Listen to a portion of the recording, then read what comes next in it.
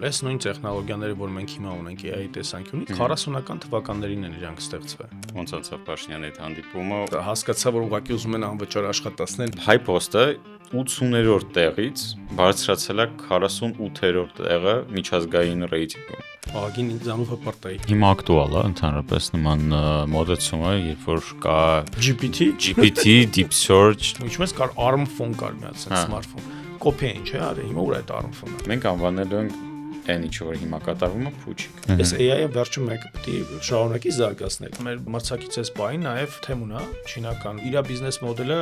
ավելի շատ gambling է։ Նրան ընտրել է անձամբ Փաշինյանը եւ նա եկել էր համակարգը ներսից փոխելու ու տեսավ այն, ինչի մասին բարձրաձայն հոսալ ընդունված չի։ Հայկ Կարապետյանը, HiPost-ի նախկին CEO-ն, ներկայիս Օզոնի ղեկավարը Հայաստանում, AI ստարտափի համահիմնադիր եւ Օքսֆորդի շրջանավար։ Այս թողարկման մեջ ինքը կպատմի, թե իրականում ինչ է կատարվում պետական ընկերությունների փակ դռների հետևում, ոնց աշխատում կարիերային առաստաղը Հայաստանում, ինչ նպատակով Օզոնը եկավ 3 միլիոն բնակչություն ունեցող երկիր եւ ինչով է զբաղվում Հայկը տեխնոլոգիաներից բացի, ինչի մասին ինքը նախկինում ոչ միտեղ չի խոսել։ Բաժանորդագրվեք, որ բաց չթողնեք նոր թողարկումները։ Գնացինք։ Մերսի շատ որ եկել ես Հայկ ջան։ Շատ ուրախ եմ քեզ տեսնել։ Մանավանդ գիտեմ, որ դու շատ զբաղված մարդ ես, Օզոնի CEO-ն ես հիմա։ Բայց քո կարիերան իրականում շատ հարուստ է, ասենց փորձով, հետաքրքիր position-ներով, բայց ես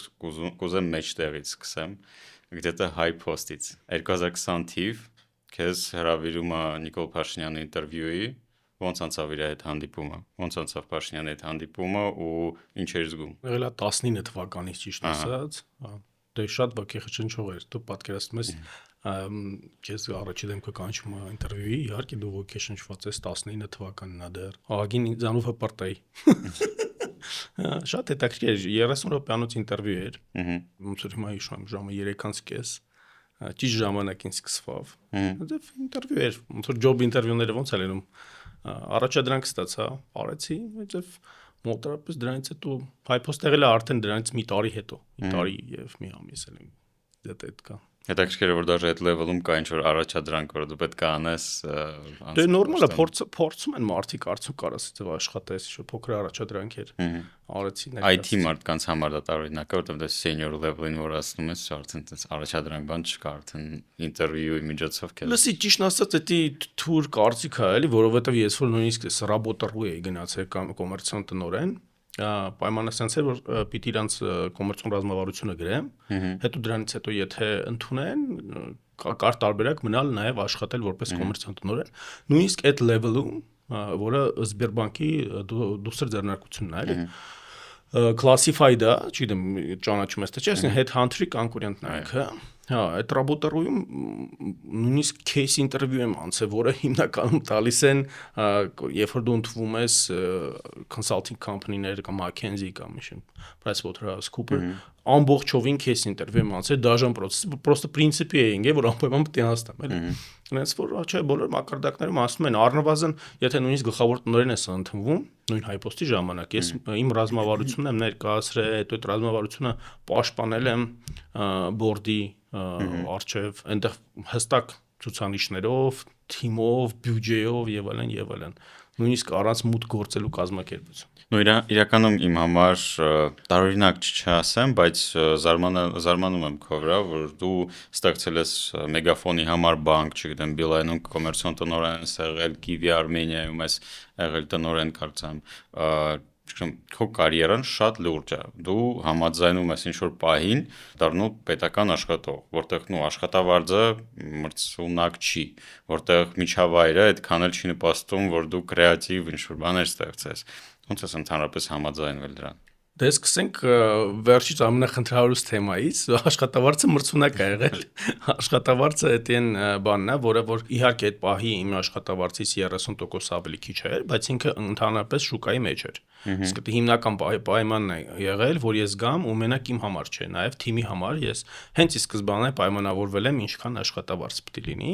ու այդ աշխատավարձը չի տարբերվել այն աշխատավարձներից, որոնք նախկինում ստացել են այլ տնօրեններ, մինչև իմ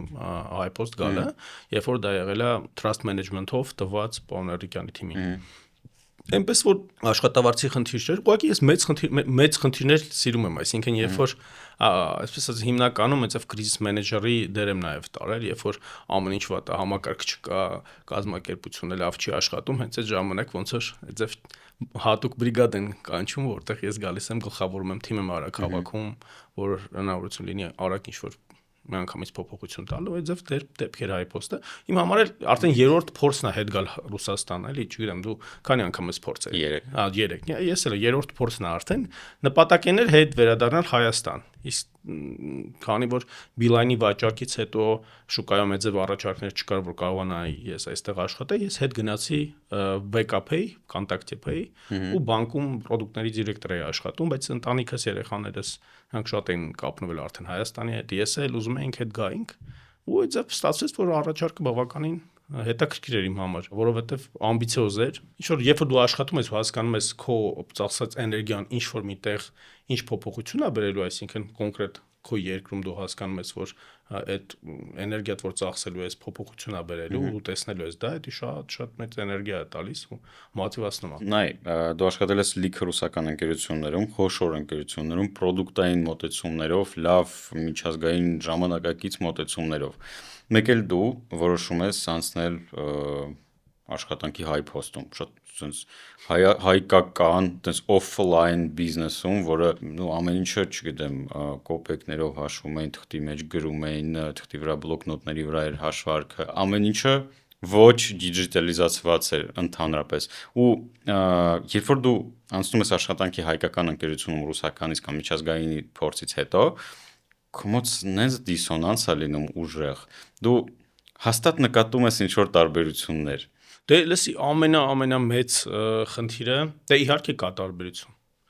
բայց եթե տարբերություն չլինի, ինչի քեզ պիտի կանչեն։ Եթե խնդրեմ չլինի, ինչի քեզ պիտի կանչեն։ Երբ որ դու աշխատում ես միջազգային կազմակերպությունում, օրինակ Beeline-ի HQ-ն, դա Ամստերդամում էր, ու մենք report էինք անում նույնիսկ ոչ Մոսկվային, այլ Ամստերդամին, աշխարհի լավագույն փորձն էինք ձեռք բերում։ Հետո ինչ որ հնարավորություն է քեզ կյանքը տալի ինչ որտեղ իմպլեմենտացնելու։ Դունին է իրան որպես պետական։ Մենք այդ ձև չենք իրան դիրքավորել։ Ինքը ուղակի ՓԲ-ի է, փակ բաժնետիրական գերություն։ Ու նույնիսկ օրենքով ինքը պետք է աշխատի կորպորատիվ ստանդարտներով։ Կառավարությունը որոշում ունի ձև ընդունած, որ ՓԲ-ները պետք է կորպորատիվ ստանդարտներով աշխատեն, ոնց որ յուրաքանչյուր այլ ՓԲ։ Բայց ինքը մեկը արբիտայի մեջ է այդ պետական համակարգի։ Կապ չունի, դա արդեն մենեջմենթից է գալի, եթե դու իսկապես աշխատում ես այդ ստանդարտներով, այլ ոչ թե ձև ես անում, թե աշխատում ես այդ ստանդարտներով, նույնիսկ այնտեղ կարելի է։ Ուղղակի քո սեփականատերը ոչ թե X անձն է կամ X կազմակերպությունն է, այլ այդ բաժնետոմսերի կառավարումը տրված է կոնկրետ նախարարությանը, որը ձևավորում է գլխավոր կառավարիչ մարմինը, դա supervision board-ն է, ասենց ասեմ, դա դիտոր խորհուրդը ինքը արդեն ընտրում է տնօրենին, ինքն է պայմանագիր տնօրենի հետ կնքում, ինքն է ստորագրում տարվա բյուջեն, ռազմավարությունը եւ այլն։ Այսինքն ես փորձել եմ իրան կառավարել այդ ժամանակ որպես մասնավոր, որի սեփականատերը պետությունն է, ընկերություն, կորպորատիվ ստանդարտներով, ձևավորելով թիմ, այսինքն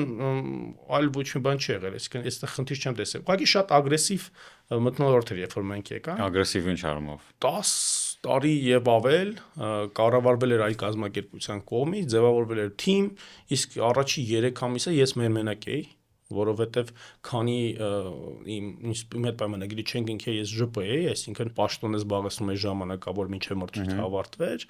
ես որոշել եմ ոչ մեկի չփոխել, ուղղակի տեսնել թե ինչ է կատարվում։ Եվ առաջ 3 ամիսը դե պարզ ամբողջ համակարգը քեզ ընդդիմանում է։ Ընդհանրապես մարդիկ չեն սիրում փոփոխություններ, իսկ այդ պահին պարզ էր, որ առանց փոփոխությունների անիրալ լինելու եւ ես 2 տարի եւ 4 ամսվա մեջ 1040 հոգի մարդ եմ ազատել Արցախ կազմակերպությունի աշխատանք։ 3000 հոգուց 30%-ը ես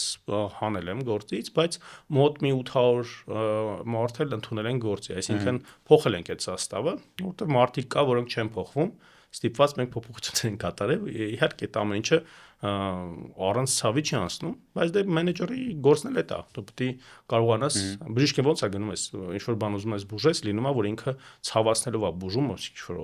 օպերացիա անում, ինչ որ բան հեռացնում է, որպեսզի բուժի, փրկի պացիենտին։ Բայց կարո՞ղ օրինակ բերես, որ դու ասեցիր դու ոնց որ այդ համակարգը դիմադրում էր, մի քանի օրինակ կբերես։ Իհարկե։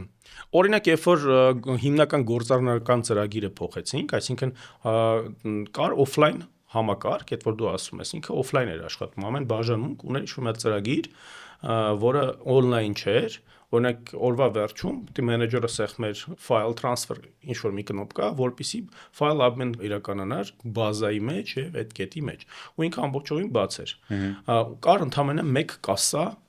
ավակի ներսում այդ գումարը առանց ինչ-որ վերահսկողության էր պատտվում փոստատարի միջև այլ աշխատակիցների միջև կար մեկ email ամբողջ բաժանմունքի երբ որ ներդրեցինք նոր համակարգ ամբողջովին on-line, որը թե ֆրոդի տեսանկյունից բոլոր ծակերը փակեց, թե կառավարելությունը բարձրացրեց։ Իհարկե ամբողջ համակարգը դիմանում էր այն պակասորդները, որ ձևավորվել էին, ասում էին, որ դա ձեր համակարգից է։ Սխալ աշխատում ծրագիրը եւ համարը 3 ամիս տևեց, որ մենք թե սովորեցնելով, թե բացահայտելով ինչ որ ոչ ճիշտ գործողություններ կարողացանք բերել, ստիպել, որ նոր համակարգով աշխատեն, թե չէ սկզբի մի քանի շաբաթ է ամեն ինչ անում են, որ հետ գանք հին համակարգի, որը անկառավարել էր, բաց էր, on-line չէր եւ այլն եւ այլն։ Բայց ոնց էիք բացահայտում, ինչ ոնց որ մարդիկ ասում են, որ կոպիտ ասած փողը մեր կասայում չի, ձեր համակարգում սխալ է։ Ոնց էիք ապացուցում, որ չէ, տենց բան չկա, ու ինչ թվերի մասին է խոսքը։ Տեսեք ինչ արեցինք, մենք մի օր ընդհանրապես չաշխատեցինք, այդ օրը ասեցինք մնացորդները, որը որ համակարգում կա, որի հետ դուք համաձայն եք, իսկ դա օպերուչոտներ անում, այսինքն ամեն օր հաշվապահության աշխատակիցները գրում էին, գիտեին թղթի վրա, թե ինչքան գումար պետք է լինի կասայում։ Եվ այդ օրը որ պետք է անցնենք նոր համակարգի, մենք որոշեցինք, որ պետք է զրոյանանք։ Ասացինք, օքեյ, ամբողջ գումարը, որը որ կասայում է, խնդրում ենք փոխանցեք բանկ։ Դե բարձր առանց դա զգուշացնելու, որովհետեւ եթե զգուշացներ միտեղից կանեն։ Ու այդպես տարբերություն կազմեց մոտ 350 միլիոն։ Ու սկսեցինք case by case տրանզակցիաները վերհանելով, մնացորդներով եւ այլն աշխատել 850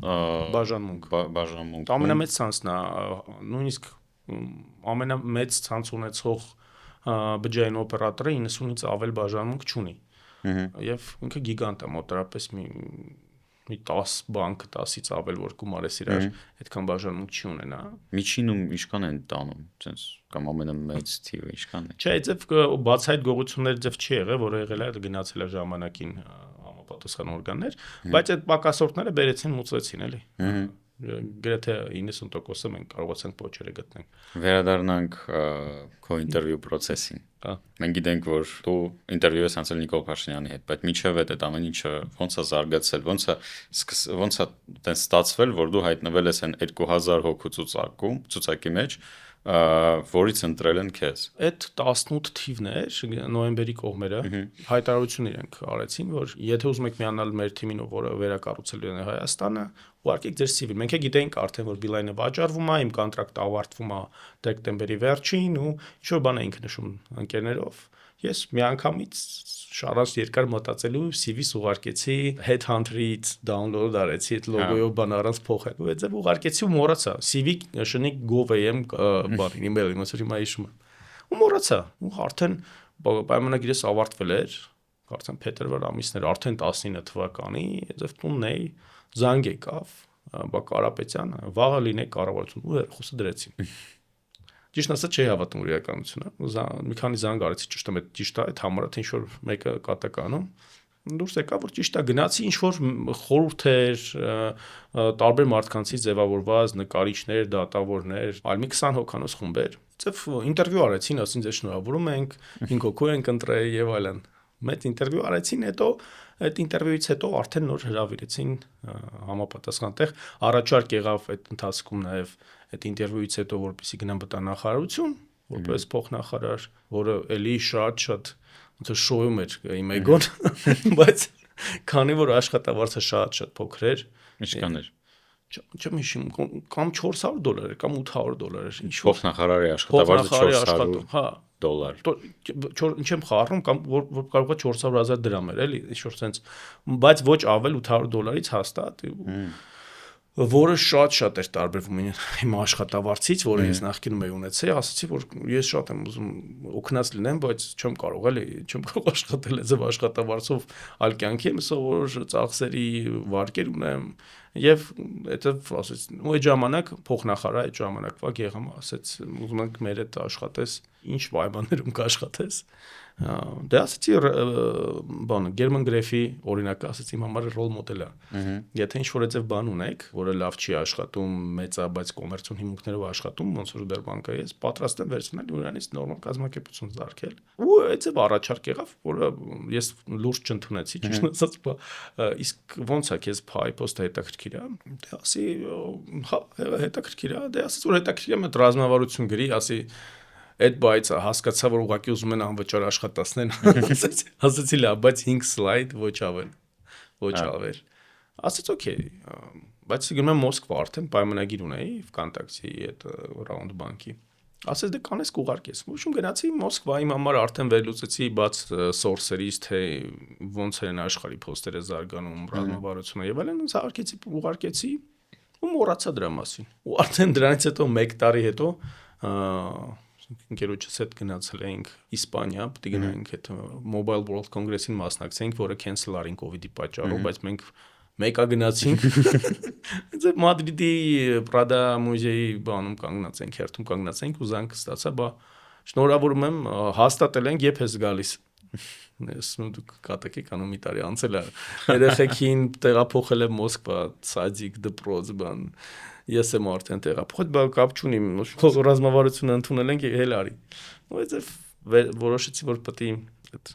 գնամ նորից տեղափոխես։ Նորից այդ տեղափոխն արդեն 3-րդ անգամ։ Ու այդպես սկսեց այդ փուլը։ Լսի այդ աշխատավարձը փոխնախարարի իրականում շատ է մոտիվացնում։ Պրոստը սխալ ուղղությամբ,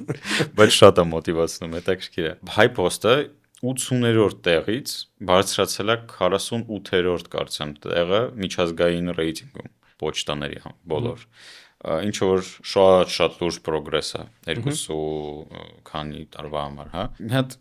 կարաս դու ինձ ասես, որպես ղեկավարին, ինչքանով էր դա իրականում դժվար քո համար այդ journey, որովհետև իմ կարծիքը, ես համոզված եմ, դու ունեցել ես շատ ավելի լուրջ challenge-ներ, քան աշխատել Հայ Post-ում։ Ես համոզված եմ, որ քո համար եղել է տենց դու նենց բաներ զգում, որ ոնց է, երբ որ դու բաքսիրոջ ես անում գանտելաներով թողում ես ու առանց դրա ես բաքսիրոջ անում։ Այդ ինձ թվում է Հայ Post-ը նույն զգացմունքը առաջացրել քո մոտ։ Դե լսի, դու ոնց որ ապագայից հետ գնաս, իմանալով ինչ է լինելու, այդ էֆեկտնիսկե բազը որ ասում են, էլի, ինքը այնքան ցածր տեղում էր, որ բարձրացնելը շատ հեշտ էր։ Չէ, դու ուղղակի գիտեր դա ոնց պետք է անեն, այս չէ որ հեշտ էր, բայց հետո թիմումս այնպես մարդիկ էին, որոնք գրեթե նույն բանը արել են այլ կառույցներում, այսինքն իրանց համար նոր բան պետք չէր հորինել, օրինակ մի մասը Beeline-ից էին եկել, այդ ժամանակ Beeline-ը գնվեց Ucom-ի կողմից եւ նրանք էլ այդպես ստացվեց, որ կարող էին գալ, որովհետեւ իրանք էլ այդ նույն նոր թիմին պետք չէին, Ucom-ից բավականին մեծ staff եկավ Beeline ու լավ պրոֆեսիոնալներ, որոնք որ ասենք ունեին փորձ, միանգամից եկան ու սկսեցին կիրառել, որ ասենք ստացել էին այդ փորձը Ամստերդամից, կիրառել էին Beeline-ի retail-ում, օրինակ մոտիվացիոն ծրագրերը, օրինակ վերահսկման ծրագրերը, օրինակ customer experience-ի մասը, մարդիկ կային այլ բանկերից եկան, այսինքն արագ ձևավորվեց, ես մենակով ոչ մի բան չէի կարող ծրանել, բարձր։ Ուղղակի գիտեի ում եմ արդեն հravirում եւ ով ինչ մանյովր ունել, ասենց ասեմ, իրանց մաքսիմումը ինչ կարանում, Հայ Post-ի համար ամբողջովին բավարար էր այդ պահի համար։ Չէ, ամենագլխավոր խնդիրը մարդիկ են իրականում ու դրա համար սկսեցինք այդ մաքրման գործընթացը ատեստացիաներով եւ այլն։ Պատկերացրա, մարդը մտնում էր օրինակ գրասենյակ, ուզում էր վարկ մարել, իրան ուղղորդում էին բանկ, ասում էին գնա կողքի բանկ։ Ինչի՞։ Որովհետեւ իրանք ոչ մի գումար այդ տրանզակցիայից չէին ստանում։ Իրանք ունեին ֆիքս եւ ունեին թոշակից ինչ որ թիփեր սենց անեմ, էլի թիփեր, հավատի լավ ես ասում, ավելերը նաեւ։ Մենք որոշեցինք, որ դա, ոչմ, մենք դա չենք ընդունելու։ Այսինքն սպասի տոշակից վերցնում էին փող մարդը։ Դե դինե շուրս գյուտ եմ անում, իհարկե, հա, փոստատարները, աշխատակիցները այն ժամանակ է ձևեր։ Ու դրա դիմաց առնելը ինչ արեցինք։ Մենք սկզբից դրեցինք IP կամերաներ բոլոր բաժանմունքներում, որ դա ֆիքսենք։ Երկրորդը դու չես կարող մի մոտիվացիոն ծրագիր, դա ինչ է թիպը, դի մոտիվացիոն ծրագիր ասենց ասեմ, բայց ոչ լեգալ, ճիշտ է։ Կոռուպցիան։ Դե հիմա մոտիվացիոն ծրագիրը, հա, հիմա այդ մոտիվացիոն ծրագիրը, որ դու հանում ես տեղը բան չես դնում, sense տնեց ինքը էլի ծիլա տալու։ Դրա համար դրա դիմաց մենք ասում ենք ժողովուրդ նույն փողն եք աշխատելու, բայց օրինական ու ձեզ գող չեք կզգալու էլի կամ մարդ, որը թոշակառու ձեռից ինչ որ 2 կոպեկ փող կարա վերցնի։ Եկեք մոտիվացիոն ծրագիր ստեղծեցինք, որ ամեն per transaction իրանք ամեն մեկը ինչ որ մի լումա ստանում են, որ ամեն մի գործողությունը փող արժի։ Ու արդեն սկսեցին ու KPI-ներ դրվեց, որ մարդկանց ոչ թե ուղղորդեն այլ բանկ այդ վարկը մարելու, այլ հակառակը նենց անեն, գան իրանց մոտ այդ ամեն ինչը վճարեն։ Ու այդ բալանսի եկավ էլ այդ ամեն ինչ, իրանք գիտեն ինչ համար են աշխատում։ Ունեն KPI-ներ, ամսական, կատարողականներ եւ այլն, իսկ եթե այդ բանը էին անում, գործից հանում ենք։ Նույնիսկ մենք մի հատ վիդեո ունենք, ոնց է դե մարդիկ, որ երկար տարիներ սովորել են թիպը թողել, այդ թիպը երբ որ չէին վերցնում, քանի որ գիտեին, որ արդեն կամերա է դրած, ունենք մի հատ այդ վիդեո ոնց են կռիվանում, տատիկը աշխատակցի է, բա վերցրու, ասում է, չէ, չեմ վերցնում, ուզում են ցից գործից անեն, եւ այդ շատ հետաքրքիր վիդեոներ են եղել։ Հետո բան դրեցինք, հանգանակության արկղեր դրեցինք, որ ինչ որ մի ձև դրա դեմ պայքարենք, օքեյ, եթե այդ հողում են, այդ մարդուն ոչ են կարա գործից անենք ստիպված, մեկի հետից վազում է, որ այդ հետ տա, որ իրեն գործից չանեն, արդեն թողում էին այդ, մենք էլ ուղարկում ենք զինվորի ֆոնդին։ Տենց շատ կա այդպես պատմություններ։ Հետո վերահսկողությունը ամենակարևորը, վերահսկողությունը մտավ, որ դե նամականները քաշով են վճարվում։ Հիմա կարա նամականիշի վրա լինի, չգիտեմ, ասենք 1 կիլոգրամի նամականիշ, բայց իրականում 5 կիլոգրամանոց ինչ որ ապրանք տեղափոխվի։ Ամեն этаպում ներդրվեց այդ վերահսկման մեխանիզմը։ Հետո ամենակարևորը հիմնական ծանր որոշումը դա repricing-ներն են։ Պատկերացրա 2001 թվականից ի վեր, մինչև 21 թվականը HiPost-ի գին չի փոխվել նամակի 7 անգամ մինիմալ աշխատավարձներ բարձրացել, գազը 5 անգամ, էլեկտրոէներգիան 7 անգամ, բայց փոստային ծառայության գինը, որը էլի կարգավորիչ հանձնաժողովի կողմից ռեգուլյացիա էր արվում, նա չէր փոխվել։ Իսկ ոնց է գնացել այդ քայլը։ Դե գնացել ենք հաշվարկներով, առաջի անգամ մենք ենք գնացի ճիշտն ասած, մինչև 2001 թվին նախարարը ինչ որ հաստատ է այդ գինը 70 դրամ։ Ու իմ նշանակելուց մի տարի հետո, մի տարի 1 ամիս, այսինքն մայիսի 1-ով մենք առաջի անգամ իտո չկարողացանք ամբողջովին մի անգամից մեծ քայլով բարձրացնենք, ասենք 5 անգամ գոնե դե չենք կարա, թույլ չէին տա, բայց ինչ որ մի բարձրացում կարողացանք անենք, մոտավորապես կարծում 3 անգամ բարձրացրեցինք, բայց դա բավարար չէր իհարկե։ Բացի դրանից միջազգային փոստային փոխադրումները, այսինքն երբ որ դու Ամերիկայի ես ուղարկում ինչ որ ապրանք, իր ինքնարժեքը HiPost-ի վրա նստում էր մոտ 12000 դրամ 1 կիլոգրամ։ HiPost-ը վաճառում էր 4.5-ով։ Իսկ ոնց է փոխվել եկամտաբերությունը HiPost-ի քո տարիների։ Իսկ դե մենք որ եկա, այնց ամենասկզբից մոտ $200,000 էր ամսական մինուս էր գնում։ Մինուս։ Ամեն ամիս։ Ռազմավարություն չկար, բյուջեն ընդունված չկար։ Իսկ ինչի վրա էր գնում այդ 200 OPEX, օպերացիոն ծախսերի հիմնականում աշխատավարձ, 75%-ը աշխատավարձն է։ Իսկ եթե դու ունես 3000 հոգանոց staff, որի կեսից ավելին մինիմալ աշխատավարձ է ստանում, որովհետեւ դու ինչ որ մեծ impact ունեցող cost cut անես, պետք է մարդկանց գործից անես, որը թե սոցիալական խնդիր է, թե այլ տեսակի խնդիր է։ Ոչ մեկը դա քեզ թույլ չի տա։ Ինչ է մնում անել։ Այլ ծախսերը մինչև այդ կրճատված էր։ Առաջին էս մտածում ծախս կրճատես, բայց իրականում ծախս կրճատելով այդ հարցը չի լուծվի։ Այդ հարցը պետք է revenue-ն բարձրացնելու, հասույթը աճացնելով լուծվի, որին մենք գնացինք էլի։ Այսինքն դու պետք է կարողանաս համապատասխան բիզնես ստեղծես, որը փող կգեներացնի, ոչ թե ուղղակի cost cutting-ով զբաղվես։ Ու 5-ամյա ռազմավարություն ընդունեցինք, Deloitte-ը մեզ օգնեց, կանչեցինք աշխարհի լավագույն ընկերություններից մեկին, որը consulting-ը անում, եւ ընդունեցինք 5-ամյա ռազմավարություն, որով 3-րդ տարում արդեն պլյուս պետք լիներ, 5-րդում 30%-ը մասնաբաժնի պետք է վաճառեինք հայկական բորսայում, որ ինքը արդեն ոչ միայն լիներ պետական, ինչ-որ մեծ մասը կլիներ պետական, բայց նաև մասնավորներ ունենար։ Գործանական շահույթը արդեն 380 միլիոնով փակվեց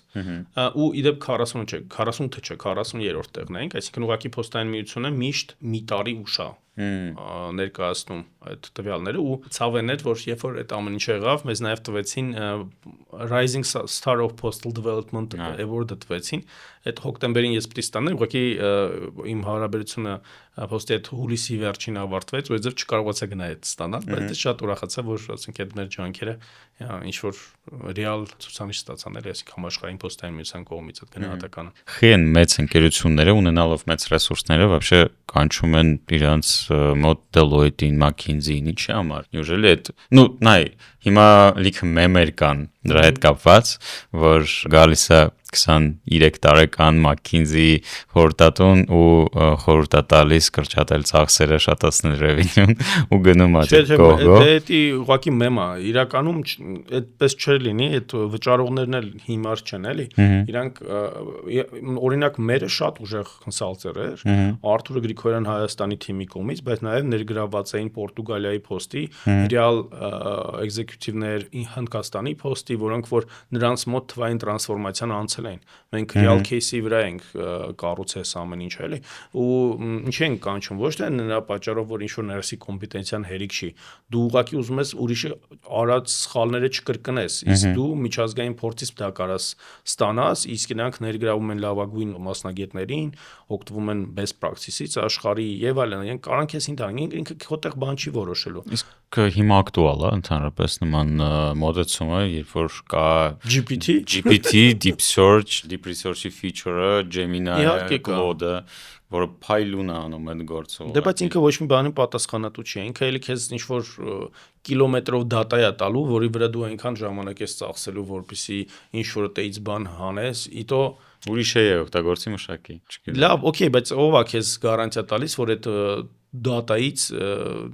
լավագույնը դու կհանես, էլի, այսինքն դա ինչ-որ բան կանես, որը քո դուրն է գալիս այդ պահին,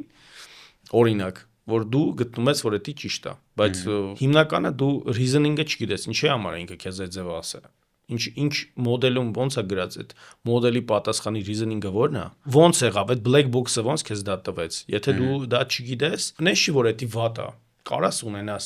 միգուցե իր հետ շփվելուց ինչ-որ նոր իդեաներ նույնիսկ ունենաս, որտեղ տարբեր ինչ-որ տարբերակներ է քեզ առաջարկում, բայց real փորձը երբեք չես փոխել, այսինքն ինքը քեզ չի պատմի real case-երի հետ ոնց անես, ինչ անես, ինքը քեզ ուղղակի տարբերակներ է բերելու, որը ինչ-որ միտեղ գրված է, բայց ասենք ես կասկածում եմ էլի որ մեկը ինչ-որ գնա պատմի թե reality ոնց է իրագործվել, էլի, հենց մի քիչ դետալների մեջ գնաս, օքեյ, հա կարա ասի դու պետք է անես թվային տրանսֆորմացիա, բայց այդ ոնց պայքարես նրա դեմ, որ 2500 հոգի քեզ հելնիկո դեմո ասի, որ չէ, ծրագիրը սխալ է աշխատում, հետ բերեք ին ծրագիրը եւ այլն, այսինքն ամենաթանկ գործը այդ մարդկանց կառավարելն է, էլի, դրա համար են մենեջմենտի համար փող տալիս, ոչ թե ուղղակի այդ ամեն ինչը չի փոխվի, անպայման մնալու են, ուղղակի իրանց գործը ավելի հեշտանալու է, նույն McKinsey-ին կամ նույն այլ մեծերը իրանք էլ են նույն AI օգտագործում, բայց արդեն իրանց դատաբազայի հիման վրա ես համոզված եմ, այսինքն իրանց кейսերի վրա դրված է ինչ-որ RAG 2 տեխնոլոգիայով ինչ-որ մի հատ bot local, որը local բազայի վրա աշխատելով squeeze-ը անում ամենակարևոր ինֆորմացիան իրանց բազայից, իրանց кейսերից հանում հեշտ տալիս է, բայց որ ամբողջովին դու դա անես ուղղակի ինչ-որ մոդելներին հարցեր տալով, ես դրան չեմ հավատում, էլի։ Բացի դրանից, ինչ է consulting company-ն, ինքը նաև brand է։ Երբ որ դու տանում ես քո սեփականատիրոջ մոտ ինչ-որ մի strategy, առանց այդ քո սեփականատերը ինքը տատանվում է։ Դու ոնց որ դու տանում ես, որպես քեզ մի հատ brand մեջքիդ կախած, որ ինքը տակը ստորագրում է, որ դա ճիշտ է։ Շատ ավելի հեշտ է այդ վաճառել ինչ-որ մի բան, այդ ձև ուժեղ brand ունենալով քո մեջքի հետևը, քան նույն բանը ես տանեմ, ասեմ Հայկ Կարապետյանը ստրատեգիա գրե, բայց եթե ես նույն բանը բերեմ, որը verified է մեծ 4 ընկերություններից Big 4-ից, շատ ավելի մեծ հավանականություն է, որ քո սեփականատերը դա կընդունի։ Դրա համար է մեծ կազմակերպությունները նաև օգտվում են այդ ծառայությունից։ Հետաքրքիր է դա փոխվելու է թե ոչ, որովհետև AI հնարավորությունները շատ են զարգանում ու արդեն աննորմալ լավ արդյունքներ է տալիս են որոշ մոդելները ու դու ոնց որ դրա մասին շատ լավ պետք է իմանաս, որովհետև դու Side Business School-ը հետ հենց AI ուղղությամբ ես ավարտել, Side Business School of Oxford տենց է հա կոչվում։ Նախ ես շատ կուզեմ կրթությունից խոսանք ու հիմա ինքը արժեզրկվում է շատ լուրջ ու ես համաձայն եմ այդ տենդենսի հետ, ասեմ ինչու։ Մի բան, եթե դու մի բան կարաս սովորես շատ արագ 3 ամսում, 6 ամսում, ինչու դրա համար ծախսես 4 տարի կամ, չգիտեմ, 2 տարի, ինչ որ international school գնաս համալսարան։ Նայած որ երկրում ես նայում, էլի, արի sense նայենք, հիմա MIT-ն ես նայում, թե մեր, չգիտեմ, մեր պետական համալսարանը, թե որտեղ գեներացվում քո կարծիքով։ Ինձ թվում է տրենդը տալիս է այն MIT-ին ու top 10-ը, բայց իրանք ինովացիան ավելի արագ են ադապտացնելու, քան մենք։ Մեր մոտ միջև դա հասնի, կարծում եմ շատ ուշ է լինելու, որովհետև հիմա ինովացիաների իտերացիաները շատ արագ են գնում։ Ամեն 2 շաբաթ ինչ-որ նոր լուրջ փոփոխություն է լինում աշխարհում։ Լսի, բայց ֆունդամենտալ տեսանկյունից, ասենք, փոփոխություն չի եղել, եթե դու մի քիչ օրը նայած կլինես, ինչ ա եղել, այս նույն տեխնոլոգիաները, որ մենք հիմա ունենք AI տեսանկյունից, իր մոդելները 40-ական թվականներին են իրանք ստեղծվել։ Ուղղակի այն ժամանակ data չի եղել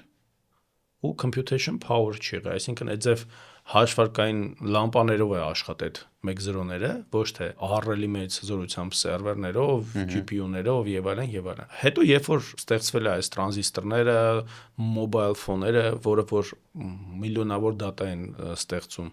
ինտերնետը, որը էլի միլիոնավոր դատա է մարդու մասին ստեղծում։ Ոնց որ միտեղ հանդիպել են, այսինքն մոտ մի 80 տարի դրանից հետո մոդելները, որոնք շուտ են ստեղծված եղել, data եւ էժան computation power-ը։ Այդ ամեն ինչը տվել է այս AI-ի ռևոլյուցիան,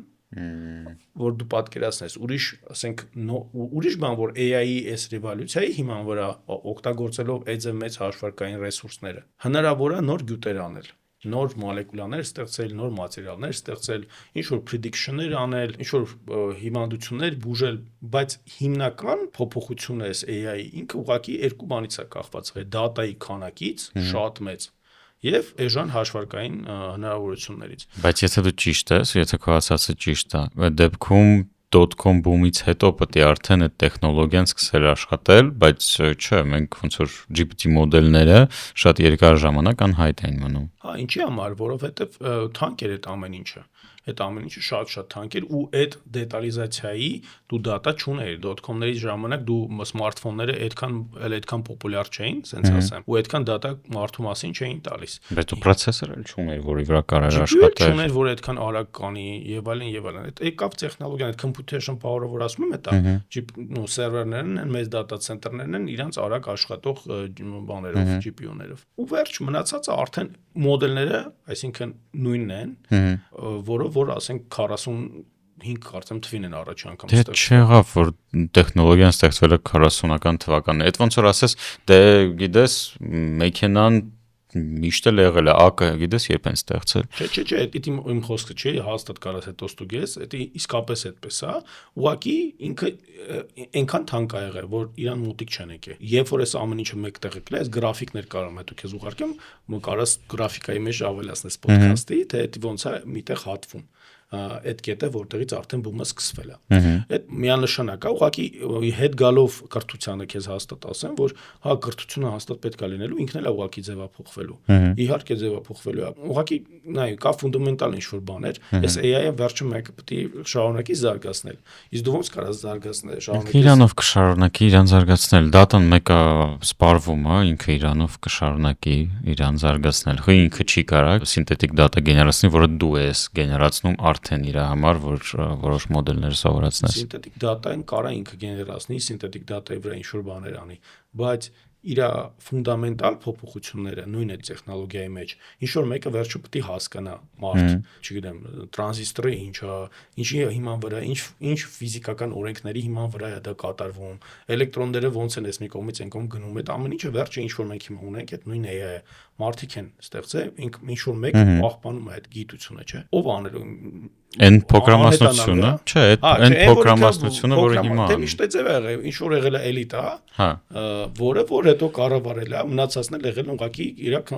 պատրիբիցիլները, sense ասեմ։ Այդ գեփը շատանալ է։ Գեփը շատանալ է, բայց հենց դրա համար էլ պետք է մենք հասկանանք, մենք որտեղ ենք ուզում գնանք, այն մարդկանց օղակում, ովքեր ուղակի ուտելու է այդ product-ը, որը ստեղծում են, ուրիշները ու թանկ ծախում են մեր վրա, թե մենք ինչ որ շանս ունենք այդ chain-ի մեջ ինչ որ մեր դեր ունենանք, որ okay, ամենաֆունդամենտալ մասին մեզ դժվար թույլ տան, որ մենք մոտիկանանք, որտեղ պետք է know-how-ները շատ մեծ, նույնիսկ տեսնում ես մի մեծ գերտերություն մյուսին չիպեր չի տալի, որ հանդես չընկնի։ Բայց գոնե իմպլեմենտացիայի level-ում մենք կարողանանք ինչ որ մի բան օգտվենք, այսինքն մի բան ստեղծենք, որը կարողանանք վերավաճառենք։ Ամենաառաջի կետում չենք կարողանալու այդ, բայց այդ Lion-ի Pirog-ի մեջ ինչ որ միտեղ մեր տեղը ունենանք ոչ թե վերջնական product-ի consumption-ով post։ Պրոստը այդ AI պատճառով փոխվում է ամեն ինչը, փոխվում է մոտեցումը, թե ոնց են մատուցելու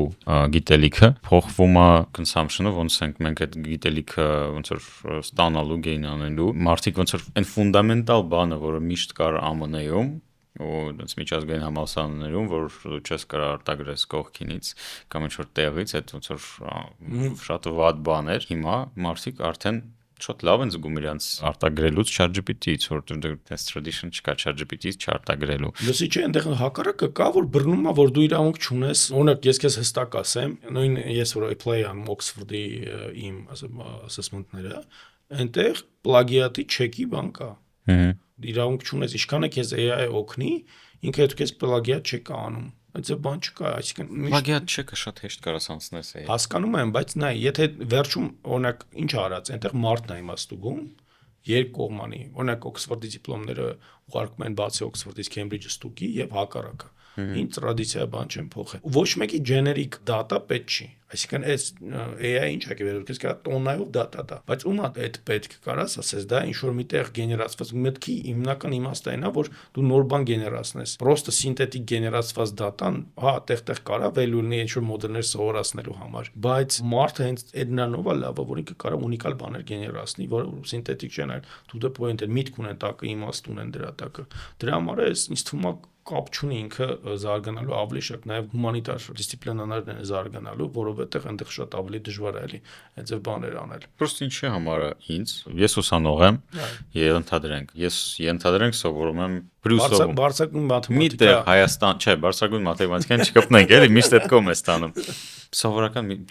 չգիտեմ, անգլերեն են ուսուցչու եմ ուզում, ուսուցիչ։ Սովորում եմ, ինչի համար ես պետքա լսեմ հայ դասախոսին, վատ բան ընտրեցի անգլերենը, արի ուրիշ բան ընտրենք, ինչ անենք, political science։ Խի ես պետքա լսեմ հայ դասախոսին, եթե ես կարամ կարդամ GPT լսեմ Rockstar ինչ որ դասախոսին on-line ու սովորեմ։ Խի ես պետքա սովորեմ հայկական համալսարանում ընդհանրապես։ Դե միջև էլ դու կարայր այդ նույն բանը անել, առանց AI-ի կարայր YouTube լսել, էլի բացել էլի սահմանափակ էր ոնց որ շատ սահմանափակ էր։ Ես չգիտեմ, մենք ոնց որ գիտես ինչ, այստեղ կոնֆլիկտ չկա էլի մոքո ասացի մեջ։ Չկա։ Ինձ թվում է որ ֆունդամենտալ կրթությունը մնալու է, ինքն էլ է ձևափոխվելու, բայց ոնց է տեսնում որ ձևափոխվում։ Ուղղակի դու սովորելու միջոցներին, data source-ին ավելի հեշտ ես կպնելու։ Այսինքն քեզ պետք չի լինելու գնաս նստես գրադարան, որ ինչ որ մի հատ գիրք վերցնես, ոնց որ մենք գնում էինք, որ մենք մի հատ գիրք չկար, որ վերցնենք, հետո բերենք, հետ դնենք, դու ուղղակի այդ data-ին շատ ավելի հեշտ access ունես։ Դու կարաս, ով որ ուզում է ինչ որ գիտելիքին հնարավորություն ունի ինչ որ գիրք կարդա կամ ինչ որ data ունենա, այդ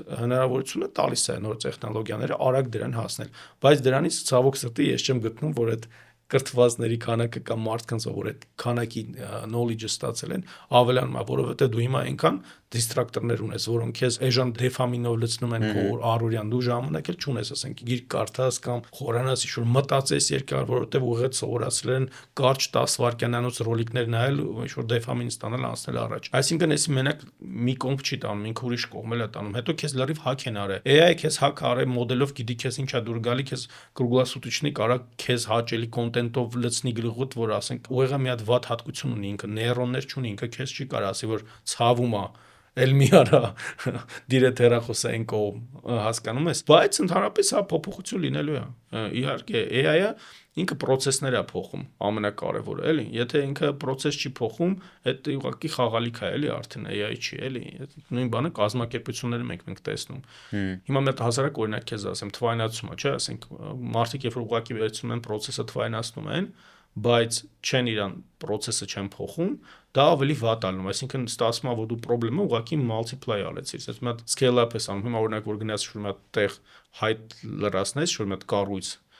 իրանք ինչ են անում, քո գրած height-ը scan են անում, դնում են ինչ-որ մի հատ համակարգ։ Ու այդ շատ ավելի բարձրացնում է, եթե դու process-ը չես փոխել, այն ժամանակ գոնե գիտեիր կոնկրետ մարդ է պատասխանատու, կգնայիր այդ մարդուց կուզեր։ Հիմա black box-ը գնում է ու ասենք շուտ պատասխան է ստանում ու այդ ասես պետք պինգ-պոնգ է ստացվում։ Ինչի, որովհետև process-ը չի փոխվել։ Ուղղակի վերցրել են նույն իր ռադավոյ տրավմաներով, պրոստը փոխի սարքել են թվային։ Նույն բանը AI-ն է, եթե դու AI-ը ուղղակի AI կիրառես նույն բանի վրա, դու ոնց որ բազմապատկելու ես քո խնդիրները AI-ի հաշվին, ոնց որ եթե ինքը լավն է, շատ ավելի լավը կդառնար, եթե ինքը վատ է կառուցած, շատ ավելի վատն է դառնալու։ Դրա համար հենց սկզբից AI-ը ներդնելուց բոլորը պետք է ոնց որ մի հատ պատրաստ լինեն փոփոխությունների, ամենակարևորը իրանց ներսում, որը շատ դժվար է, հիմա ուղղակի մոդա է, էլի բոլորը իրանց կազմակերպությունում AI բաժիններ են բացում, AI ինժեներներ են վերցնում, իրանց թվում է թե AI-ն էլի կիրառում, բայց փաստացի ինձ դա ոնց որ հիասթափեցնում է, որովհետև ինչ որ ժամանակ հետո հենց եթե իրանք էֆեկտ չտեսնեն իրանց PL-ի վրա դնական, Իրանք AI-ի մեջ են հիասթափվել։ AI մեջ են հիասթափվելու։ Հա, դա շատ վատ է։ Իսկ քո կարծիքով ոնց պետք է սկսվի այդ AI ներդրումը ցանկացած ընկերությունում։ Ինձ թվում է ամենաառաջինը պետք է իրանց մի հատ աուդիտ անեն, տեսնեն իրանք պատրաստ են թե չէ։ Այնտեղ 4 հատ կրիտերիա կա, այդ մարդիկ են, այսինքն CEO-ն բային պետք է անի դա։ Այսինքն կա մարդը, որը պատասխանատու է change-երի համար կազմակերպությունում, ինքը իսկապես պետք է հավատա AI-ի մեջ, թիմը պետք է հավատա, որտեղ դա ցավ է լինելու, ցավ է լինելու անհնարավոր դա ցավով չլինի։ Եթե առաջինը չլինի այդ թիմը ու CEO-ն կամ սպոնսորը այդ փոփոխությունների ինքը չհավատա դրան, պինդ, դա չի լինելու։ Երկրորդը դա capability-ն է, այսինքն քո հնարավորությունները, արդյոք դու ունես data, արդյոք ունես դու, չգիտեմ, computation power, ինչ-որ սերվերներ եւ այլն, արդյոք ունես լավ ինժեներներ, դա քո capability-ի մասն է։ Երրորդը դա control-ն է, այսինքն այդ դու ոնց ես compliance ծլնում այդ բոլոր ստանդարտներին, որովհետեւ եթե դու compliant չլինես, դա ինչ է նշանակում, նշանակում մի հատ մեքենայի վրա, որը որ ոչ ռուլ ունի, ոչ տորմուզ ունի, բերես մի հատ Ferrari engine ունես, ի՞նչ է լինելու։ Հիմա այդ control-ի մասն է կարևորագույն։ Այդ ամեն ինչը եւ culture-ը, change-երի culture որ չլինի, 4C կոչվածն է, էլի։ Culture-ը դե քրիտիկականն է, որտեվ data-ն կարաս առնես, սերվերներ կարաս առնես, չգիտեմ, ինժեներ կարաս hire անես, բայց եթե դու change-երի culture չունենաս կամպանիայում եւ սխալների թույլատվության culture չլինի կազմակերպություն, որ դու անդադ ինչ-որ էքսպերիմենտներ անես, AI մոտը չի աշխատելու։ Այդ 4 բաղադրիչը պետք է լինի, որ իրանք գնան առաջ ու ես խորհուրդ կտայի ամենաառաջինը փոքր кейսերից ստեղծել, ամենափոքր кейսերից սկսել, որոնք կարան արագ էֆեկտ ցույց տալ կազմակերպության PL-ի վրա դրական ու չխորանալ AI development-ի մեջ, դա մոդա է, էլի, փորձել պատրաստի ինչ-որ լուծումներ, բայց անպայման, պետք է նրանց հետ պետք է process փոխվի։ Այսինքն եթե դու process չփոխես, ինքը ուղղակի եւս մի հատ բարդ layer-ը բերելու ձեր կազմակերպություն, էլի։ Հիմա այդ է, ուրիշ ինչ-որ հեշտ ճանապարհ չկա, որ հեշտ ճանապարհը առաջարկում, ես դες բաների չեմ հավատում, էլի։ Իսկ վերադառնալով են SEO բայինին, քո կարծիքով դու կարաս ներդնես AI ոչ ամբողջ ընկերությունում, այլ ինչ-որ փոքրիկ թիմում, փոքրիկ կտորում այդ ընկերության։ Դե նայած ինչով է զբաղվում կազմակերպությունը, երևի թե ես այս օրինակ եթե մարդը Copilot-ով է օգտվում կամ GPT-ով իրան ինչ-որ առօրյայի մեջ, չեմ համարում էլի որ AI ներդրե։ Դա AI ներդրում չի, ինչ է քեզ տալի, դա control-ի մեխանիզմ է, էլի սենց ասեմ։ Մենք օրինակ երբ որ Satisfy-ը սարքում ենք, այդ իդեպետի դիպլոմային պրոյեկտն է, մենք ինչ հասկացանք, որ իրականում կազմակերպությունները կորցնում են փողը իրանց հաճախորդների հետ շփման ընթացքում, որտեվ իրանք չգիտեն իրանց agent-ը ինչ խոսեց հաճախորդի հետ։ Ինչ խոսեց։ Հաճախորդը գոհ մնաց թե դժգոհ մնաց։ Ֆիդբեքները ընդամենը 1%-ն է հայ ֆիդբեք տալիս։ Բայն 89%-ը։ Լավ, եթե real time feedback ես հարցնում, 15%-ն է ինչ-որ բան ասում, բայն 85% silent majority-ն։ Դրանք ինչ են մտածում կազմակերպության մասին։ Իսկ AI-ով դու ամբողջովին վերահսկում ես, դու կարողանում ես ուղղակի նույնիսկ առանց կարծիքը հարցնելու այդ մարդուց լսելով թե ինչ տոնով իր հետ խոսացին, ինչ տոնով ինքը խոսած, ինչի մասին խոսացին, ինչ տեքստով, ստանդարտով թե առանց ստանդարտի, դու ամբողջովին վերահսկում ես։ Այնտեղ որտեղ կա մետրիկա, որտեղ կա data, որտեղ կա ստանդարտ, դու կարաս ամբողջովին վերահսկես քո interaction-ը, քո հարաբերությունը, կոմունիկացիան հաճախորդի հետ ու սկսես չկորցնել գումար։ Իսկ հիմա ինչ են անում։ 1%-ն է case-երի վերահսկվում, ինչ որ random quality assurance-ի բանը աշխատակիցները լսում են թե ես եւ դու, ասենք, չգիտեմ, ինչ որ մի բանկ զանգելիս ինչ խոսեցինք, բայց 1%-ը լավ 2 ոչ ավել, որտեղ դա շատ թանկ հաճույք է։ Իսկ հիմա պատկերացրա, որ դու քո բանկում գիտես քո հաճախորդները բոլոր կանալներուն բանկի հետ շփվելիս on-line-ում, off-line-ում, call center-ում, retail-ում եւ այլն։ Ինչ feedback-ա թողում, առանց feedback թողելու։ Մի այլ ակարդակի դուք ստանում ես պատկեր, ոնց որ Center Управлением клиентским опытом, մենք իրեն կոչում ենք Satisfy CX Mission Control Platform, դու տեսնում ես Հայ Կարապետյանի մակարդակով, թե X բանկում ինքը retail-ում ինչ feedback-ա թողել, call center-ում ինչ feedback-ա թողել, իր app-ում ինչ ձևի-ա թողել, այսինքն ու տեսնում ես ըստ կանալների իմ գոհունակությունը։ Մարդիկ թերագնահատում են, բայց ահռելի մեծ ռեսուրս եւ փող կա հենց հաճախորդների սպասարկման, հաճախորդների գոհունակությունը կառավարելու ոլորտում։ Իսկ առաջինը այնտեղ պետք է ոնց որ ինքը ամենահեշտ output տվող ուղղությունն է, էլի որ կարելի է հասկանալ թե կոնկրետ այդ ոլորտում ոնց կարելի է փող աշխատել, այսինքն impact ունենալ AI-ի ներդրումից։ Բայց չես կարծում, որ դու մի քիչ թե գերագնահատում ես հայկական ընկերությունների աշխատողներին, որովհետև միգուցե եթե չկա basic AI literacy, աշխատողը չի հասկանալու ինչի համար ես դու ներդնում այդ high level AI եսիմ ինչ գործիքը։ Միգուցե ինքը ուղղակի պետք է սկզբից դարձնի ChatGPT-ի հետ աշխատելը habit կամ Gemini-ի հետ աշխատելը կամ Claude-ով աշխատելը habit։ Միգուցե ինքը պրոստը պետք է այդ գործիքներից սկսի օգտվել։ Եվ էդի կազմակերպությանը ինչ է տալու, եթե դու փոքր կազմակերպություն ես, ինչ որ նամակագրության մեջ պետք է օգտագործես, հա, բայց դա AI-ի ներդրում չի, էլի, այսինքն այնքան պարզ է, ոնց որ հիմա ասենք դե թող սմարթֆոնով օգտվի, էլի, շատ պրիմիտիվ բան է։ Ես ասում եմ բիզնես process-ների մեջ AI-ով օգտվելը։ Եթե դու բիզնես process-ի մեջ AI չես դրել, մնացածը սուտ է, օրինակ ծրագրավորողների մոտ դա Copilot-ն է։ Իրանց ուղիղ բիզնես process-ի մեջ կա Copilot, որը օգնում է շատ մի քանի անգամ ավելի արագ նույն կոդը գրել։ Օգնում է, չգիտեմ, տեստավորել։ Հիմա մեծ կազմակերպությունում ես դե կարամ բանկերին ասեմ, բջջային օպերատորներին, իրանց հիմնական գործառույթը նաև իրանց հաճախորդի հետ взаимодействие-ն, այսինքն այդ մասում իրանք պետք է ներդնեն։ Կամ ասենք ցանցերի կառավարում բջջային օպերատորներին, որտեղ ցանցը ինչ թողունակություն պետք է ունենա, network-ը ոնց է աշխատում, այդ ամեն ինչը սկսում է AI-ը կառավարել։ Բայց դու այդ ներդնելով պետք է անպայման տակից փոխես process-ը։ Եթե չփոխեցիր process-ը, օրինակ հիմա մեզ վերջերս հրավիրել էին բտանախարարություն, որտեղ փորձում են հիմա տենդրա լինելու, դի ստեղծվի հատուկ chatbot, որը քաղաքացիներին պատասխանելու է պետական ծառայությունների մասին յուրաքանչյուր հարցի բոտով, այսինքն ոնց որ պատկերացրու ChatGPT, բայց պետական համակարգի համար։ Ինչ որ RAG pipeline են սովորած բանը գիտելիքը հավաքել են այդտեղ, կոնտեքստը իրանց ու կապել են Դեռ չեն արել, պետք է տենդեր լինի, որ կարողանանք անենք, այսինքն հրավիրել են պոտենցիալ մասնակիցներին տենդերի,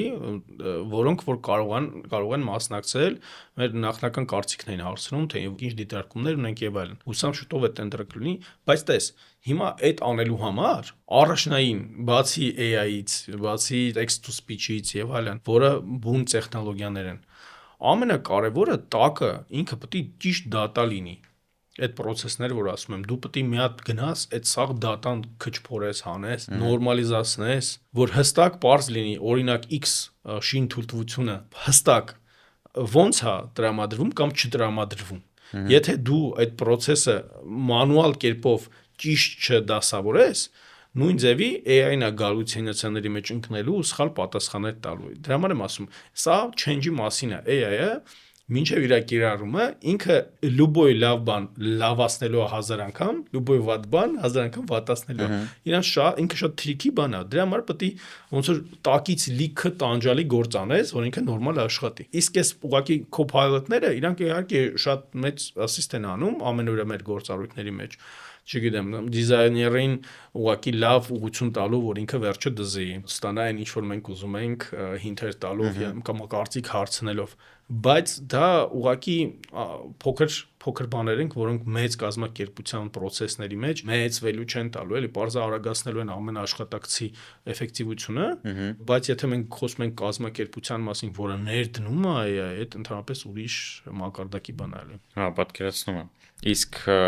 Օքսֆորդում սովորելու ընթացքում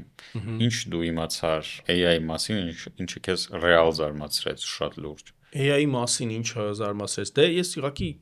չգիտեի, որ այդքան առաջ է ամեն ինչ, որովհետև մենք որ սովորում էինք, GPT-ն նոր էր դուրս գալիս, բայց մեր գործընկերների մոտ, ով որ WPP-ում էր աշխատում, այդ համաշխարհային ամենամեծ մարքեթինգ կամպանիաներից մեկն էր, արդեն կար corporate GPT, որը որ արդեն մի 2 տարի առաջ իրանց մոտ նույն կազմակերպությունը ներդրել էր, ուղղակի mass market-ին դեր հասանելի չէր, ու իրանք մի քանի button սեղմելով ստանում էին համապատասխան մարքեթինգային պլան, ինչ որ company-ի համար դու մուտքագրում ես ինչ company է, իրանք իրենց ամբողջ բազայից, որ 10-ամյակներով ձևավորել են, մի անգամից տալիս էր ամեն ինչ, տեքստերով, ֆորմատներով, ամեն ինչ, այսինքն այդ ժամանակ ընդհանրապես դա ոնց որ ֆանտաստիկա էր թվում, այդ մի 3 տարի առաջ էր, բայց իրանք արդեն ունեն, մենք սովորում ենք, բայց արդեն ունեն։ Երկրորդը իրանք AI-ի մասին շատ ավելի པարզ լեզվով primitiveից սկսած մինչև ամենավերջին մակարդակը խորացումով պատմել են, շատ հասկանալ էր, այս ամեն ինչ ես քեզ որ սկզբից քննարկում էինք այդ data revolution-ը, այդտեղից է, հենց այնտեղ եմ դա հասկացա, այնտեղ է ներկայացվել, որ փաստացի դա երկու ֆակտորների միտեղ հանդիպելներ է, դա Asian computation power-ը եւ data-ի համակցումն էր։ Երկրորդը ամենակարևորը, որ շատ տարբեր ոլորտներից էին եկել մոտ 32 երկրից 60 հոգի, մեր տարածաշրջանից մենակ ես էի, ուսանողները նկատի ունես։ Ուսանողները ու տարբեր ոլորտների կիրառման մասին ենք դե քննարկում, քանի որ շատ տարբեր ոլորտ է, սկսած real estate-ից, վերջացած government-ով, insurance-ով, ու ամենտեղ որպես դա տեխնոլոգիա, այդ ոնց որ էլեկտրոէներգիան է, ինքը բոլոր տեղերը բերելու է փոփոխություն։ Այսինքն ինքը կիրառել է բոլոր տեղ։ Ուղղակի պետք է նայես, տեսնես արդյոք քո կազմակերպության մասշտաբը համապատասխանում է նրան, որ դու կարողանաս կիրառես դա, թե կոնկրետ դեպքերում ավելի լավ է մանուալ կերպով դա անես, որովհետև ինչ ուզում է լինի, դա բավականին թանկարժեք գործիք է ու աշխատում է մասշտաբի վրա։ Փոքր կազմակերպությունների վրա դա շատ քիչ դեպքերում է կիրառելի, որտեղ թանկաճույք է։ Նույնիսկ բջջային օպերատորները Հայաստանի կամ այլ մեծ բանկերը, երբ որ դու GPU-ների մասին ես խոսում, լոկալ դա անելը շատ թանկ է լինում։ Մենք հիմա հիբրիդային մոդել ենք ստեղծել, որի միջոցով data-ն anonymize ենք անում, որ personal data չլինի, ուղարկում ես դա cloud մեծ սերվերներ, Amazon կամ Microsoft, որպեսզի մոդելները աշխատացնես, այլ պարագայում առելի կապիտալ ինվեստիցիաներ պետք է անես, որ դա աշխատի։ Հիմա սովորացրել ենք մեր մոդելը, որ higher-end speech to text-ը հասարակ CPU-ների, պրոցեսորների վրա անի, ոչ թե GPU-ի վրա, որ կարողանանք ինչ-որ մի ձև իմպլեմենտացնենք հայկական բանկերում, այլապես ամենափոքր բանկի համար էլ կապիտալ ծախսերը մինիմում $150,000 լինելու էին ու դա scalable չէ, դու չես կարող մի վայրկյանում դա փոխես։ Եվ դրան եկավ արդեն հիբրիդ մոդելը փոխարինող, որը թույլ է տալիս միանգամից scale up անել, երբ որ դա պետք լինի։ Արի մի քիչ էլ խոսանք քո հիմիկվա position-ից։ Դու CEO ես Ozon-ում, խոշոր e-commerce-ա, բայց մի հատ վատ բանկ է, որ շատ ուշ եք մտել շուկա, մարդկանց մոտ արդեն ձևավորվել է Wildberries-ից գնելու habit-ը, Wildberries-ի հետ արդեն հայկական վճարահաշվարկայիններն են ինտեգրված, լավ աշխատում են, մարդիկ սովոր են, Wildberries-ը արդեն դարել է ոնց որ տերմին առանձին, ոնց որ Google, գնա Google արա, տենց էլ գնա Wildberries-ից առ նայ Wildberries-ում ինչ արժի։ Ոնց է այդ ամեն ինչի հետ պատրաստվում դիլ լինել ու ընդհանրապես մի քիչ պատմի Ozon-ի փորձից ու ոնց է անցնում ձեր առօրյան, ոնց է առաջ գնում այդ բիզնեսը։ Ozon-ը ճիշտ ասած, հա, չնայած մենք ուշ ենք մտել շուկա, բայց մենք բավականին մեծ market share արդեն ունենք։ Անցյալ տարի ամենակրկնակ պատվեցինք մեր revenue-ով։ Ինչքան է market share-ը դեր։ Հիմա չասեմ, որովհետև պետք է disclosure լինի, հետո նորից կնենք մենք քանի որ բորսայում վաճառում ակցիաները, չասեմ, բայց բավականին մեծ market share ունենք։ Մեր հիմա մեզ դիզրապտանում, ահա։ Դատեմ, բայց համեմատվում եք Wildberries-ի հետ, մենակ, այսինքն շուկայում market share-ը ոնց է հաշվում դուք ու Wildberries։ Մենք տարբեր ձևերով կարող ենք հաշվել, հիմնականում քանի որ այստեղի շուկայում ռուսական marketplace-ներ երկուսն են, մենք հենց այդ ձևել ենք նայում, բաց տվյալներ քիչ են, որ հստակ ասես, դե բայց հիմնական մեր մրցակիցս բային նաև Temu-ն է, չինական, որը բավական մեծ սուբսիդավորում ունի, շատ մեծ, ու իր բիզնես մոդելը ավելի շատ gambling է, դա pure marketplace չի։ Մարդկանց հենց նույն մեթոդոլոգիայով, նույն մեխանիզմներով, նույն product-ով փորձում են ձև խաղի վերածել այդ գնումները, shopping-ը, որը մեր տեսանկյունից դա fair չի, ընդհանրապես մարդուն ոնց որ խաղամոլության են մարդկան կազմակերպությունները դրդում, դա դրա տեսակն է։ Մենք pure marketplace ենք, բերում ենք Value Հայաստան, լավագույն գներ ենք առաջարկում, նաև հայկական վաճառողներին հնարավորություն ենք տալիս ունենալ մեծ հնարավորություն վաճառել հայկական ապրանքները ահռելի մեծ շուկայում, ինչպիսին է Ռուսաստանը, Ղազախստանը, Ուզբեկստանը, Բելարուսյանը, լինելով Հայաստանում դու կարող ես վաճառել քո ապրանքը ամբողջ այդ տարածքով։ Հայաստանն էլ ըստ մեր պլանի զարգանում է, երբ որ ես միացա թիմին, կային մի շարք խնդիրներ, ինչպես գիտես, ինձ ուղղակի չեն հրավիրում, պետք է խնդիր լինի, որ հրավիրեն։ Առաջի 3-4 ամսում ենք այդ խնդիրները լուծեցինք, ստեղծեցինք մեր սեփական սորտավորման կենտրոնը, պայեստը, fulfillment-ը, մինչդեռ մենք ունենք third party sorting center։ Սկսեցինք աշխատել Spike ընկերության հետ, ցամաքային մեր երթուղին նրանք են ապահովում։ Այս տարի ձմեռը, քանի որ արդեն ունենք փորձ, որ լարսը շանս չի թողում նորմալ տեղ հասնել ապրանքները ձմեռը, մենք մոտարապես 75% ապրանքների ուղարկում ենք ավիա ուղիով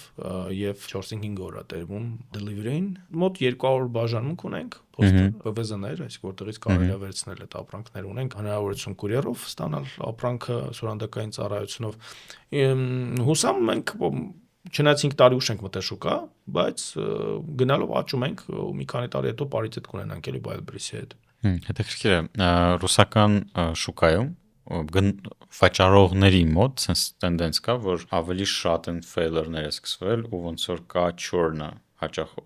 վաճառողների այդ հարթակներից Wildberries Ozone-ից։ Հիմա Ռուսաստանում դες մի փոքրիկ խոճապ կա վաճառողների մոտ, որ իրանց փոխարինում են չինական supplier-ները, որոնք ուղիղ գալիս են մտնում են այդ հարթակները, սկսում են վաճառել, ինչ որ խփում է իրանց եկամտաբերությանը, անհնարին է դարձնում աշխատել հարթակի հետ եւ այլն։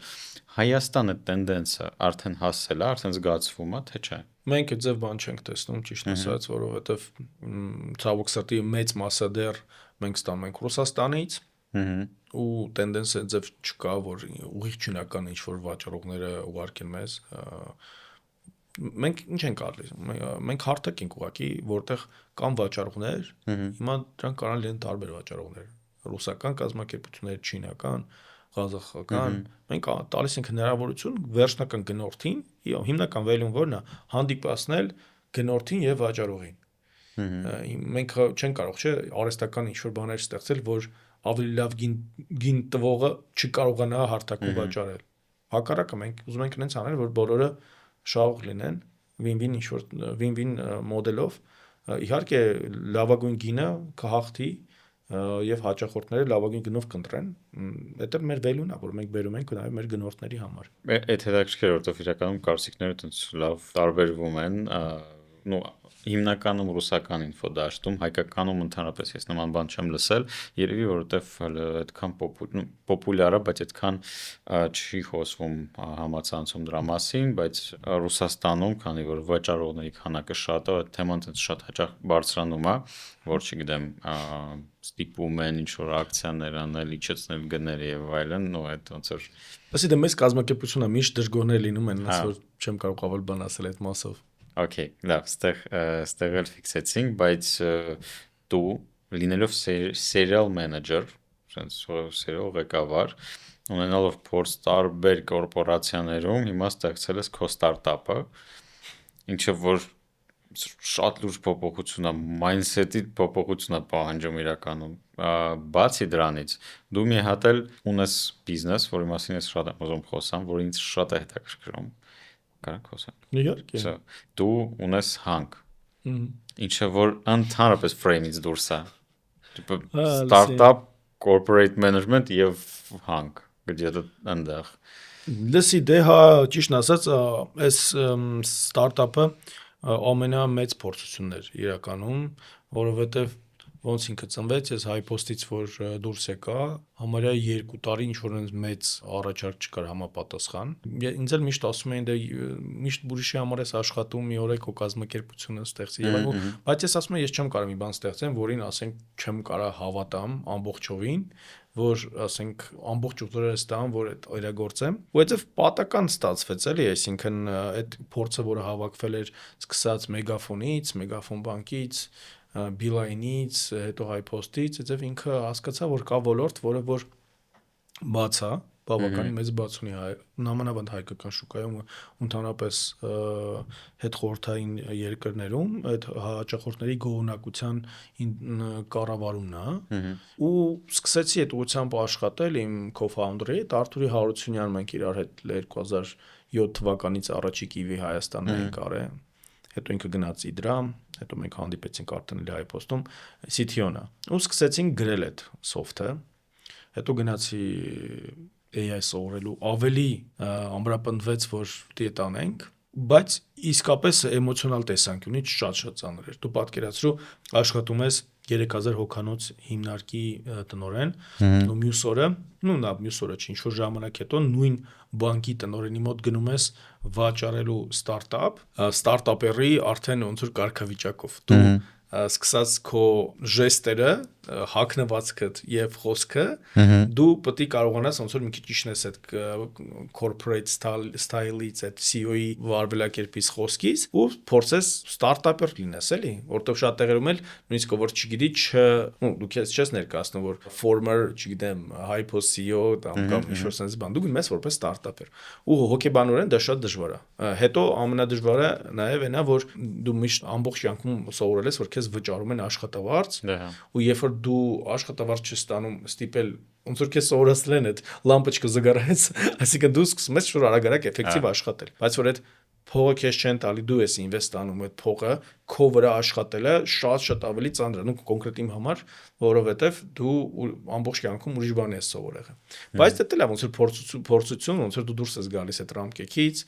նաև այդ Օքսֆորդն էլ օգնեց, հետո մենք այդտեղ ձևավորեցինք Օքսֆորդի community մեջ, ի դեպ այդ Օքսֆորդի շրջանավարտների բիզնես ակումբի board-ի անդամ եմ, founding member եմ, 32 հոգի ենք Հայաստանում, ով որ executive-ը ավարտել Օքսֆորդը, շատ լավ ժողովուրդ հավաքվել, իրար օգնում ենք։ Իսկ այս հանքնել ինչ-որ ինվեստ արեցի, ուղղակի շատ փոփոխական ժամանակներում էինք ապրում ու քանի որ այս ստարտափը մեկը ավելի շատ ինվեստիցիա է տանում որպես founder-ի կողմից ներդրված ինվեստիցիաներ, իմ հիմնական գործը դες աշխատում եմ Օզոնում, այս ստարտափը մի կողմից ինվեստիցիա է անում այդ ստարտափում, որ ինքը դեռ աճի։ Մենք ընկերոջս հետ մտածեցինք, որ ինչ-որ ստաբիլ ինչ-որ ինվեստիցիա է պետք, որը որ հացի պես բոլոր ժամանակներում ռեալ կյանքում կունենա ինչ-որ պահանջարկ։ Այդպես ձևավորվեց քարի բիզնեսը, որը որ շատ ծիծաղելի է, ոչ մեկ չի հավատում, որ մի կողմից արհեստական բանականություն, telecom, banking, marketplace, մյուս կողմից տուֆի սալիկներ, բայց ինչևէ, դե քանի որ մենք օպերացիոն բիզնեսում չենք արել որպես founder ենք, մեկ իհարկե ոչ աշխատանքային օրերը գնում ենք հանք քարատների հետ է շփվում, ռեալ կյանքից չես կտրվում, դա էլ ահագին օգնում։ Մի քիչ կպատմես, այդ ինչ հանք է, ինչ է ինքը իրանից ներկայացնում, ինչ տեխնիկա է քշում այդտեղ։ Լսի, դե իրականում անի տուֆ է, անի պեմզա գյուղում է դա։ Այդ նույն տուֆն է, որից հերերուկն է կառուցված, անի քաղաքն է կառուցված, ինքը ոնց որ Ձորի բերանին է, Ձորի այս կողմը Հայաստանն է, մյուս կողմը արդեն այսօրվա Թուրքիան է։ Մենք սահմանից այս կողմ ենք, 3 գույնի տուֆեր են, ծիրանագույն, ծխախոտայի գույն, կարմրավուն եւ այլն։ Ստանդարտ բան է, էքսկավատոր է, որը սկսում է սարը բացել, դրանից մեծ քարի բլոկներ են ստանում։ Այդ քարի բլոկները հետո արդեն կամ որպես մասսայական շուկա դու կտրատում ես ու վերջական երեսպատման սալիկներ ես վաճառում կամ որպես wholesale վաճառում ես մեծածախ այլ ցեխերի, որոնք կտրատում են, նույնիսկ սարքում են երեսպատման կամ ներքին հարդարման սալիկներ տարբեր գույների, որը որ էկոլոգիական են, մաքուր են, փորձված են տարիներով եւ այլն եւ այլն։ Չնայած հիմա Հայաստանում ավելի շատ տրավերտին են անում սև տուֆի հետ, մոդը մի տեսակ, բայց ես թվում է հետ է գալու, որովհետեւ եթե տեսնենք մեր քաղաքը, նույն ամբողջ Հյուսիսային Պողոտան այդ քարերից արած քաղաքապետարանը ինքը շատ ջերմ գույն է։ Դա մեծ բարձր տեխնոլոգիաներ ցավոք դեռ չկա այնտեղ AI օգտագործում է երբ որ այդ նույն բաներից AI մի քիչ էլ այլ տեխնոլոգիաներ երբ որ քանդակներ են արվում ինչ որ շատ ծանր ու այսինքն 3D մոդելինգով սարքած ստատուետկեր են փորագրվում եւ այլն։ Նույնիսկ այնտեղ նաեւ ուրիշ bottleneck-եր կարող լինեն տեխնիկայի պրաստոյի հետ կապված, որը տեխնիկան կանգնում է երկար ժամանակ, չգիտեմ, կամ սխալ տեղ է գնում, սխալ տեղ է քանդում, չկա տենց բան։ Լսի, դե կա նոր բան է, դա մենք էլ փորձում ենք առաջի տարին ընդհանրապես դե founder level ենք, էլի, ամենակարևորը պետք է ճիշտ մենեջեր գտնես, որ ինքը անի, որ ամեն օր դրանով չզբաղվես, ամենակարևոր խնդիրը դա է, էլի։ Ես մի հատ ընկեր ունեմ, ասաց, որ ինքը 8 տարբեր բիզնեսներով է զբաղվում, ինքը մի հատ էլ ուղղություն ասաց, գիտես, եթե մի հատ լավ մենեջեր բժիշկ ունենամ ընկեր կամ ընկեր չէ, աշխատակից, վաղը կմտնեմ պոլիկլինիկաների բիզնես, հիմա հարցը դա դու եթե ինչ-որ մի բիզնես մտնում ես, պետք է գոնե ունենաս մարդ, ով աշխատելու է, այսինքն CEO-ից շատ բան է կախված, եթե ֆաունդերները օպերացիոն բիզնեսի մեջ մտնեն, ոնց որ հիմնականում հայկական բիզնեսներում են ելնում, նույնիսկ մեծ, դա ոչ մի լավ տեղ չի բերում, էլի։ Մարդիկ հայտարարություններ են անում, որ լավ top մենեջերներ ընդունեն, ասում են մենք ուզում ենք էլ չզբաղվենք օպերացիոնակով, ուզում ենք լավ CEO բերենք, որ ինքը ամեն ինչ կանի, հետո այդ մարդիկ գալիս են, այդ մարդկանց թույլ չեն տալիս, ասենք 15000 դրամ աշխատողի աշխատավարձ բարձրացնեն, ոտով ձեռով մտնում են օպերացիոն բիզնեսի մեջ ու հարամում են ամեն ինչ, էլի։ Հենց որ պետք է դրանից հեռու մնալ, պետք է ոնց որ դերերը հստակ բաշխել, ունենալ մենեջեր, ունենալ դու լինես, եթե դու օնոր ես, օնորի դերը խաղաս, կառավարես, որ էֆեկտիվ աշխատի ընդհանրապես այդքան բան։ Ուղղակի Հայաստանում, քանի որ առաջի սերունդի հիմնականում սեփականատերեր են հարուստները, իրանք էլ չեն սովորել ոնց որ այդ իրանց արածը ինչ որ մի ձև թույլ տալ, որ պրոֆեսիոնալ մենեջերը կառավարի, որտեվ դա էլ է պրոֆեսիա, իրանք դրան ոնց որ թերահավատորեն էլի վերաբերվում ու վախենում են այդ ձև բաց թողեն։ Եթե հիմա լիներ 2020-ը քեզ զանգեին ու ասեին Հարի high post, դու կասեր հա։ Բայց իմանայի ինչա վերջում լինելու։ Այո։ Քրական գործ։ Ну, ես свидетель եմ եղել այս որ։ Ну, դա էլ է փորձություն, աճել եմ։ Okay, լավագույն խորհուրդը որ դու լսել ես ու ստացել ես երբևէ։ Нужно быть нетерпимым к посредственному результату, այսինքն պետք է հանդուրժող չլինես միջակ աշխատանքին։ Ամենավատ ժամանակները քո ամբողջ կարիերայի ընթացքում, երբ որ դու մտածում ես, որ արդեն կարաս դրանից դուրս չգաս։ Դե լսի, ճիշտ ասած այդ հայփոստ որ եկա, տեսա որ բյուջե չկա ու ամեն ամիս $200,000 գեներացնում ենք մինուս ու հաշվին $2 միլիոն է մնացել, այսինքն շատ քիչ ժամանակ էր մնացել, 4 ամսվա կյանք էր մնացել։ Առաջի 2 շաբաթը շատ ուժեղ ստրեսի մեջ էի, հետո անցավ դա, որովհետև որոշեցի, նայ, ստրեսը երբ է շարունակվում, երբ որ դու չգիտես ինչ անես։ Առաջ 2 շաբաթը դե անհասկանալի էր ինչ անել, որովհետև բարձ լուծումներ չկար։ Բայց երբ որ դու արդեն որոշում ես ինչ պետք է անես, այդ ավելի շատ հեշտ է, արդեն ուղղակի անում ես։ Բայց ավելի ստրեսային չէր այդ պերիոդը հայ-պոստից հետո ու մինչև, չգիտեմ, հիմա, մինչև օզոնը։ Չէ, ճիշտ ասած ավելի դա կարար դեպրեսիվ լիներ, որովհետև դե բարձա երբ որ դու ինչ որ մի բան անարդար է լինում, դա ամենավատ զգացողությունն է մարդու, որտեղ ինքը նաև ֆիզիկական իր կյանքի վրա է ազդում, նաև առողջության վրա, եթե դու անարդարություն ես տեսնում, բայց կապ չունի, դա ոնց որ այն ինչ որ դու հիմա կաս, դա այն ինչ որ քեզ ձևավորել է, դա ամեն ինչով որ դու չանցնայիր, հիմա այս ձև չէր լինի, էլի։ Դու եղել է, այնպես չի, դու գլխավորը որ կարողանաս որ առաջ գնաս, որ կոտրվում առաջ չի գնում, նրանք տեղ չեն հասնում, էլ հիմա այդ ամփորձություններով անցնելով դու ավելի ուժեղ ես դառնում, գնում ես առաջ։ Всё, в принципе, ամենադժվար պահը ես մի քանի տեղ եմ ասել, իմ համար եղել է այդ պատերազմի ժամանակը, երբ որ տարբեր որոշումներ պետք է ընդունել, որից կախված էր քո անձնակազմի օրինակ կյանքը, օրինակ որոշեր ով ունի բրոն, ով չունի, ով պետք է գնա, ով չպետք է գնա ֆրոնտ, դրանից ծանր որոշումներ չեն եղել։ Իսկ top manager-ի ամենակարևոր skill-ը մոտակա 5-10 20 տարվա ընթացքում soft skills-երը պետք է զարգացվեն, այսինքն ինքը էմպաթիա պետք է ունենա, ամենակարևորը պետք է ունենա էներգիա։ Մի բան, որ դու իմացել ես ոնց որ ավելի ուշ, բայց կուզեր իմանալ 20 տարեկանում։ Ну, այն որ մի հատ բան, որ մեր օրգանիզմը, ընդհանրապես մեր մարմինը, ոնց որ միտեղ լսել եմ, չեմ հիշում, որ էլի ոդկասթոտ մի հատ բան կար, որ եթե մենք իմանայինք, որ մեր մեքենան մի հատ ենք առնելու ամբողջ կյանքում այդ մի մեքենան ենք վարելու, դու ինչ ձև կվերաբերվեր այդ մեքենային, չէ, այսինքն ոչ մի խազ որ չլինի, ոչ մի լադոկ չընկնի եւ այլն եւ այլն։ Եթե դու այդ համեմատես քո մարմնի հետ, կուզենայի իմանալ, որ եթե դու այդ ձև պետք է վերաբերվես քո մարմնին, որովհետեւ ինքը ինչ որ լինում է, այդ էլ չի փոխվում, այսինքն դու չես կարա դետալ փոխես կամ դու նույնիսկ եթե դա լավանա, այդ սպին մնալու է, այսինքն դու քեզ քո օրգանիզմին, քո առողջությանը պետք է շատ զգուշ վերաբերվես ու հենց սկզբից, հենց ջահել ժամանակ, ոչ թե ասենք, չգիտեմ, 40-ից հետո կամ 35-ից հետո առողջ բայես քեզ։ Մերսի շատ։ Խնդրեմ, Շատ լավ ստացվեց։